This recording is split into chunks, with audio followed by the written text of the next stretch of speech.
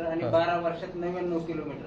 त्याचं जर आपण विश्लेषण थोडं केलं तर म्हणजे नाही, आता मी काय विश्लेषण करायचंय, हे बघा, एक पत्र आहे रेल्वेचं, तुम्हाला पाहिजे त्याची कॉपी देतो, मार्च 2024 मध्ये काढलेलं. त्या पत्रामध्ये त्यांनी सांगितलं की रेल्वेचा मार्ग 99 किलोमीटर कंप्लीट झाला.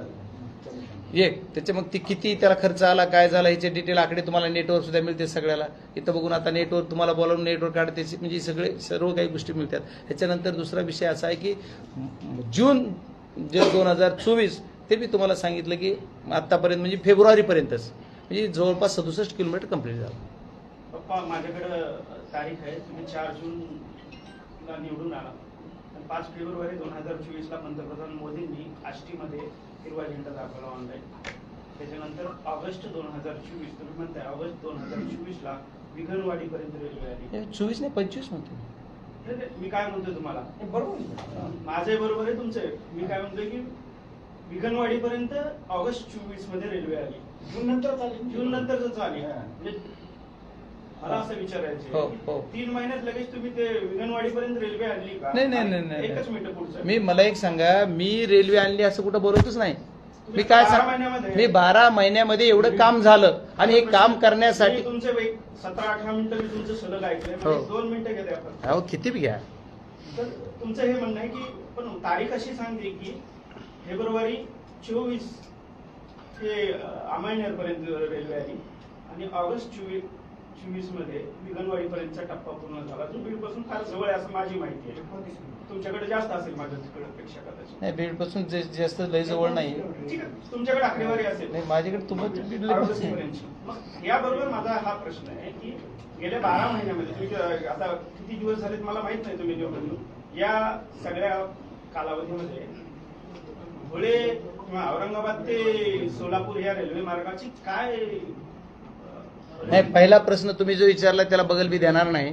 तुमचं राईट आहे कुशल की तुम्ही जे म्हणलात की 12 महिन्यात तुम्ही हे केलं का. मी प्रत्येक ह्याच्यामध्ये 10 वेळेस तर काही नाही, पण 10 सेकंद एक विषय बोललो काय की मी काय केलंय असं मी म्हणत नाहीये. मला जी तुम्ही सर्वांनी बीडचा लोकप्रतिनिधी निवडून दिलंय त्याच्यासाठी मी पाठपुरावा म्हणून काम करतोय. हिंगणवाडीची चाचणी व्हायला एवढे दिवस का लागलं, त्याचा का होत नाही लवकर म्हणून पाठपुरावा केला. त्याचं अगोदरच काम झालं. मी काय प्लॅटफॉर्म मी लँड घेतली असं नाही. मी 95ला कुठं होतो, मी 95ला नव्हतो, 2012ला नव्हतो. त्याच्यामुळे ते काम मी केलंच नाही.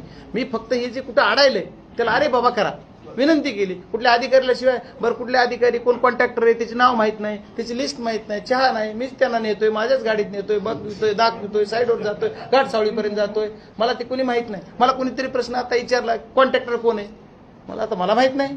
कसं सांगू, खरंच माहित नाही. आता ते आता हे म्हणजे हा मला बघा, मी तुम्हाला किती प्रेमानं सांगितलं, मला श्रेयवादाची लढाई नाही, माझा ह्याच्यात काही रोल नाहीये. फक्त मला तुम्ही मालक केलंय, ती तिजोरी सांभाळायचं. आता ही मला वापरायची नाही शब्द. मला तुम्ही काय केलंय, नोकर ठेवलंय, ती नोकरी मी इमानदारीने करायचं काम करतोय. एवढंच मी म्हणतो. मला श्रेय घ्यायचंच नाही.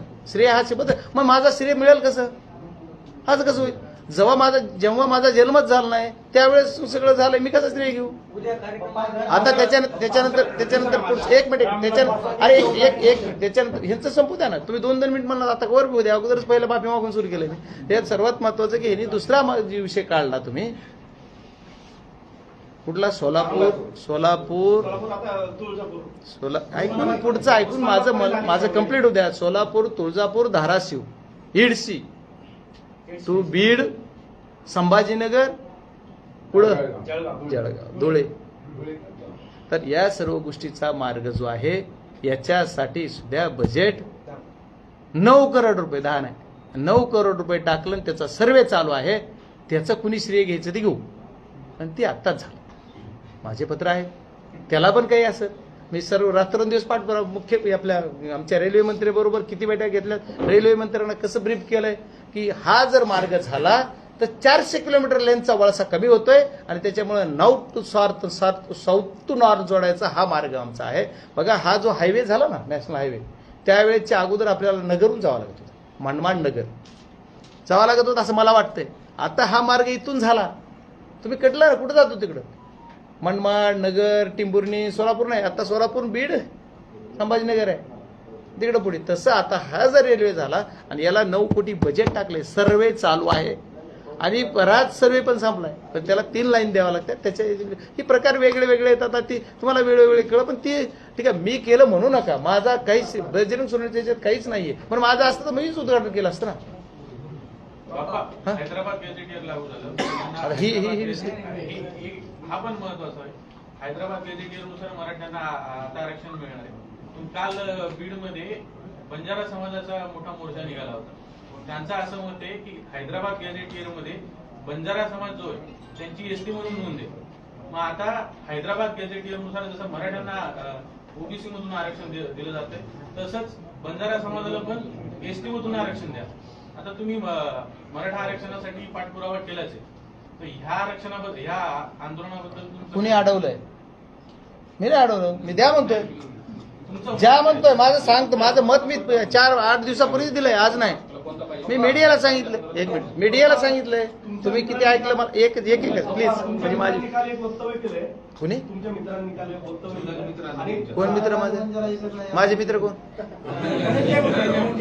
हा काय म्हणले साहेब? कोण दीपक म्हणतोय का? दीपकचा प्रश्न आहे का? दीपकचा प्रश्न आहे का?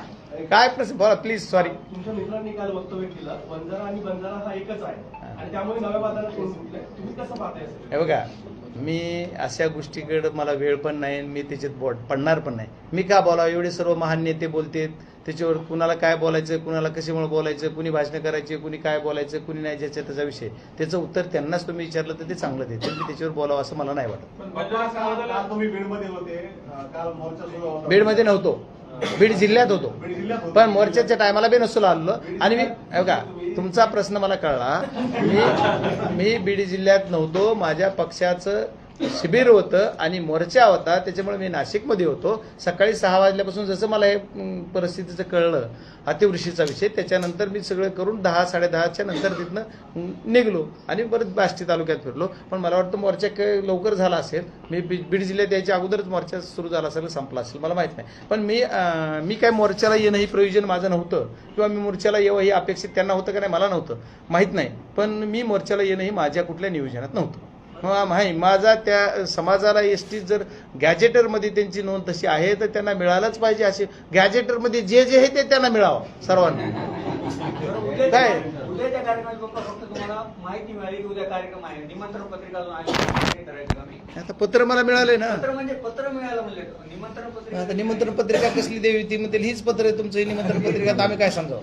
आज संध्याकाळी अजित पवार हे आपल्या जिल्ह्यातल्या पूरस्थितीबाबत एकूण बैठक घेणार. तुम्ही जाऊन सगळा आढावा घेतलाय तुम्ही जिल्ह्यातल्या आष्टीकडे जाऊन, तिथलं काही ब्रीफिंग? नाही, आष्टीकडे नाही, मी जिल्ह्यात चौकट फिरलोय. त्याच्या अगोदर केस चालू 100% करणार आहे, जाणार आहे, बैठकीला जाणार आहे. बैठकीचं निमंत्रण मला आत्ताच 1 तासापूर्वी मिळालेलं आहे, मी जाणार आहे.